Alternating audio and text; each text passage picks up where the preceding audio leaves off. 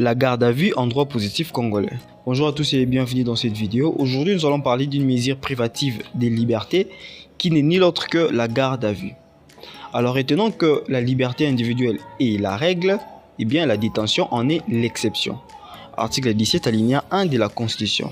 Ce qui suppose que toute personne a droit à la liberté, mais bien sûr, il y a des exceptions qui est ni l'autre que la privation des libertés. En droit, il y a une mesure privative des libertés qui n'est ni l'autre que la garde à vue. Alors, c'est quoi la garde à vue?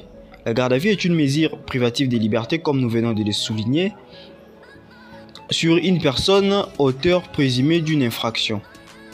C'est-à-dire que lorsque vous êtes suspecté d'avoir commis une infraction, eh bien vous pouvez être placé sous garde à vue. Et la garde à vue se passe au niveau de la police. Et retenez que la durée de la garde à vue est de 48 heures. Dépassant ces délais, eh bien la détention deviendra illégale. Selon qu'on parle de l'infraction de la détention illégale. Eh bien, quelles sont les conditions pour placer une personne sous garde à vue? Alors, il existe plusieurs conditions, notamment lorsqu'il y a des indices sur de culpabilité contre une personne. Et deuxièmement, lorsqu'il y a crainte de fuite.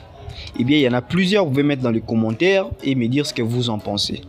Notons également qu'il y a des droits, même si la personne est placée sous garde à vue. Et pendant cette période où la personne est en détention pendant 48 heures, il a le droit d'être informé des faits reprochés sur sa personne. Il peut également contacter sa famille ou un avocat et il doit être traité dans le respect de sa dignité.